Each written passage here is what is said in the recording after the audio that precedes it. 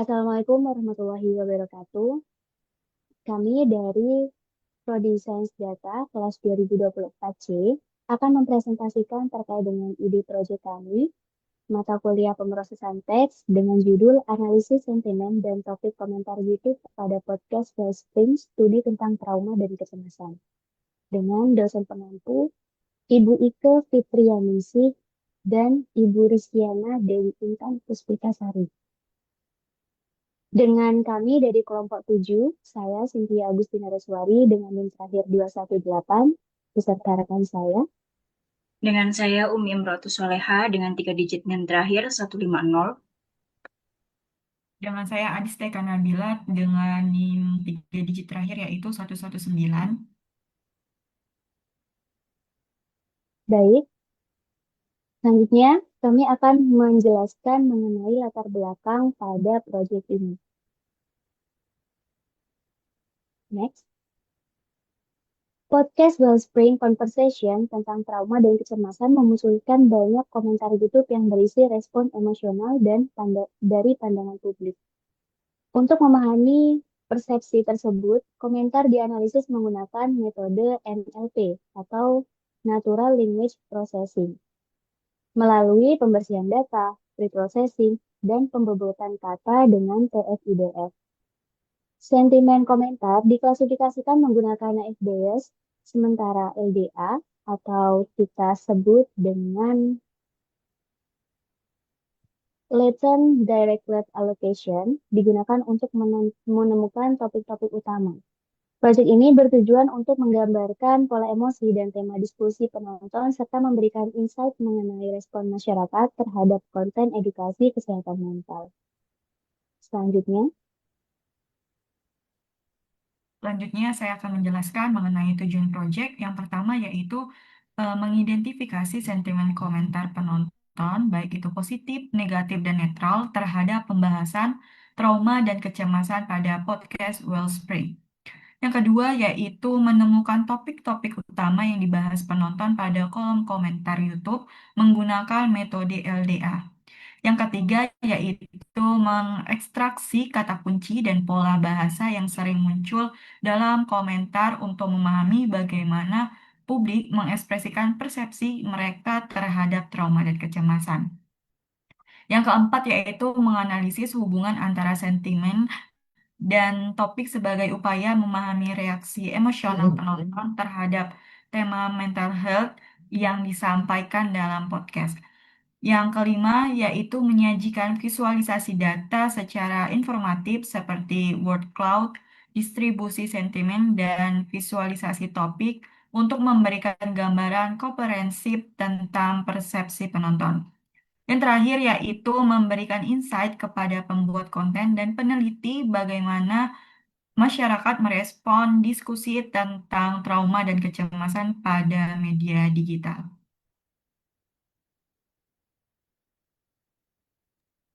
Baik, selanjutnya saya akan menjelaskan alur dan tahapan pengerjaan proyek yang kami lakukan dari awal sampai akhir. Yang pertama ada tahapan pengumpulan data. Nah, pada tahapan pengumpulan data ini kami mengambil komentar YouTube dari podcast Wellspring yang membahas tema trauma dan kecemasan. Komentar-komentar tersebut kemudian kami simpan dalam format CSV dengan kolom seperti username, isi komentar, tanggal, dan jumlah likes atau jumlah suka. Nah, kemudian kita masuk ke tahap kedua yaitu pembersihan data awal. Setelah data terkumpul, kami melakukan pembersihan awal. Tahap ini penting untuk memastikan hanya komentar yang benar-benar sesuai konteks yang dianalisis. Pembersihan awal ini mencakup menghapus komentar yang tidak relevan seperti spam, emoticon saja, atau komentar yang pendek-pendek yang tidak terlalu penting. Lalu memilih komentar yang relevan dengan tema penelitian, seperti komentar tentang trauma, kecemasan, atau cerita tentang pengalaman pribadi. Dan yang terakhir, melakukan cleaning teknis seperti menghapus duplikat, komentar kosong, emoji, dan simbol asing. Lalu masuk ke tahap ketiga, yaitu tahap preprocessing. Nah, tahap ini mengubah teks mentah menjadi format yang siap diolah oleh model NLP. Prosesnya mencakup case folding, removing noise seperti menghapus noise URL, angka, dan tanda baca. Setelah itu ada tokenizing, ada stop word removal, ada yang terakhir ada normalisasi kata tidak baku. Terus tahap selanjutnya ada feature engineering, yaitu kita mengambil TF IDF. Nah, pada tahap ini setiap komentar akan diubah menjadi matriks bobot kata, sehingga bisa dibaca oleh model analisis seperti naive Bayes dan juga bisa digunakan dalam topik modeling LDA. Next. Setelah seluruh data siap dan sudah melalui preprocessing, kami melanjutkan ke tahap analisis, yaitu tahap kelima, analisis sentimen naive Bayes. Pada tahap analisis ini, kami melakukan pelabelan manual sebagian data untuk proses training model naive Bayes. Model ini kemudian mengklasifikasikan komentar menjadi sentimen positif, negatif, dan netral. Kinerja model dievaluasi menggunakan akurasi, precision, recall, dan F1 score. Kemudian lanjut ke tahapan 6, yaitu topik modeling atau LDA. Nah, kami menggunakan LDA ini untuk menemukan topik-topik laten yang muncul dalam komentar. Model akan menghasilkan beberapa topik yang dipresentasikan melalui kata-kata kunci dominan. Penentuan jumlah topik mempertimbangkan koheren, skor, dan interpretasi maknanya.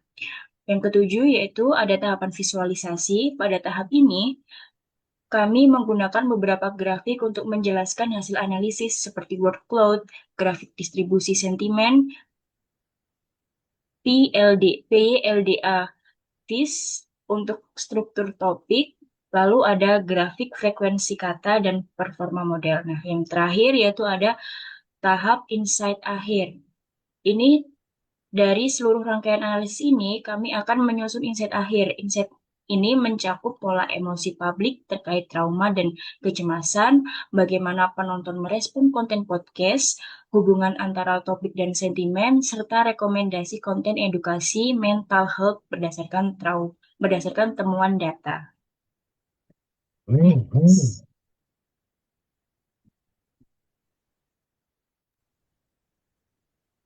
Nah, baik, selanjutnya saya akan menjelaskan lebih detail terkait dengan tahapan pre-processing dan juga feature engineering. Nah, yang pertama yaitu scaffolding, di mana scaffolding ini bertujuan untuk mengubah seluruh huruf menjadi huruf kecil agar format teks seragam. Kemudian, yang kedua adalah hapus noise. Jadi, hapus noise ini menghapus seperti alamat situs, kemudian angka, tanda baca, emoji, simbol-simbol yang tidak relevan untuk dianalisis. Kemudian yang ketiga adalah stop word removal. Jadi kita akan menghapus kata yang tidak penting dan tidak punya makna seperti yang dan dari. Nah, kemudian ada normalisasi kata tidak baku. Misalnya JK, itu kan seharusnya kita tidak membacanya dengan kata baku ya, karena enggak itu kata bakunya adalah tidak. Kemudian banget TP tapi tulisannya itu TP tapi dibacanya tapi. Nah, itu juga nggak boleh. Kemudian selanjutnya adalah tahap fitur engineering. Nah, jadi pada tahap fitur engineering itu kita berfokus pada mengubah teks bersih menjadi vektor yang numerik. Kemudian eh, TF ini nantinya akan menghitung seberapa sering sebuah kata itu muncul dalam komentar. Kemudian kalau yang inverse dokumen frekuensi atau kita sebut dengan IDF, itu digunakan untuk memberikan bobot lebih besar pada kata yang jarang muncul di seluruh komentar atau dokumen intinya. Sehingga kata yang jarang muncul itu nanti memiliki makna yang penting dan akan diberikan bobot yang lebih tinggi. Nah, yang terakhir itu adalah fitur engineering-nya. Nah, ini dari matriks TF-IDF tersebut. Sehingga nantinya input tersebut adalah input untuk naive Bayes itu dan akan direpresentasikan teks untuk proses LDA tadi. Oke, next. Baik, selanjutnya rencana output atau hasil dari proyek ini. Yang pertama yaitu hasil analisis sentimen yang dimana bagian ini menyajikan hasil klasifikasi komentar penonton ke dalam 3 kategori sentimen, yaitu positif, negatif, dan netral. Yang dimana hasilnya ini ditampilkan dalam bentuk presentasi, grafik distribusi sentimen, serta contoh komentar yang representatif dari masing-masing kategori untuk memperjelas karakteristik sentimen yang muncul. Yang kedua yaitu temuan topik modeling atau LDA, yang dimana bagian ini memaparkan hasil pemodelan topik menggunakan LDA berupa daftar topik utama yang muncul dalam komentar beserta kata-kata kunci yang dominan. Visualisasi interaktif melalui PyLDA Vis turut disertakan untuk memudahkan dalam memahami struktur topik disertai interpretasi tema yang terbentuk.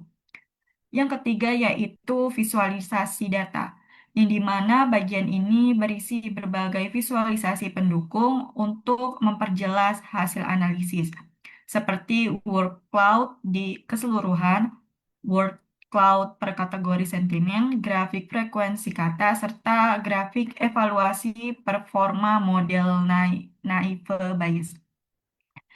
Visualisasi ini membantu memberikan gambaran umum mengenai pola bahasa dan kualitas model. Yang terakhir yaitu insight dan pemahaman akhir, yang dimana bagian ini menyajikan interpretasi menyeluruh mengenai bagaimana penonton memahami dan menanggapi tema trauma dan kecemasan dalam podcast, disertakan analisis pola emosi publik, hubungan antara topik dan sentimen, serta rekomendasi untuk pengembangan konten edukasi mental health beserta temuan penelitian.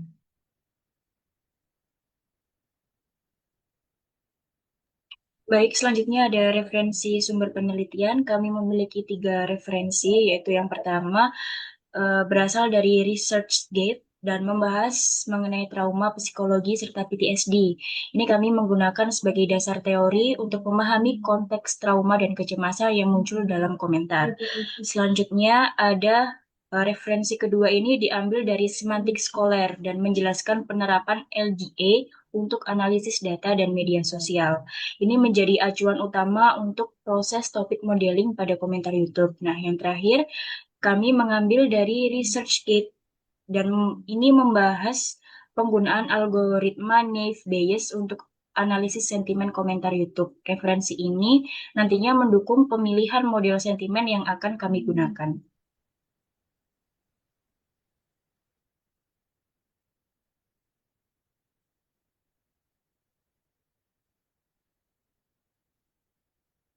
Berikut ini adalah link implementasi dari Colab. Di sini kami sudah melakukan pre-processing, yang dimana kami menginstal dan mengimport library. Lalu kami melakukan scraping komentar dari YouTube. Yang ketiga yaitu kami melakukan basic cleaning, yaitu menghapus dan convert light. Step keempat ini kami menseleksi komentar tidak relevan dengan menghapus komentar yang pendek dan kami mengambil komentar yang lebih dari 10 karakter, lalu menghapus komentar yang hanya emoticon, menghapus komentar tajin atau mention, menghapus spam atau promosi. Step kelima ini kami menseleksi komentar yang relevan, yang dimana kami melihat komentar yang panjang itu lebih dari 80 karakter, like-nya lebih dari 20 like, dan itu nanti akan semuanya digabungkan dalam DF relevan. Lalu kami melakukan cleaning teknis, yaitu menghapus duplikat, hapus emoji, dan di sini ada kamus slang. Lalu menormalisasi huruf panjang seperti kayak takut, T-nya itu banyak, itu akan kami jadikan satu aja yaitu takut. Lalu step ketujuh yaitu pre-processing lengkap, yang dimana kami akan men-set up stop word, yang dimana seperti kata ya, kayak gitu, dan lain sebagainya. Yang selanjutnya yaitu fungsi pre-processing, yang dimana kami meng-lowercase, lalu remove URL, normalisasi huruf panjang, remove number, remove punctuation, tokenizing, ganti slang, stop word removal, digabungkan lalu digabungkan. Yang selanjutnya yaitu menerapkan ke dataset di DF relevan. Berikut adalah hasilnya. Jadi ini adalah hasil setelah teks di preprocessing. Lalu disimpan eh, pada file YouTube comment clean preprocess.csv.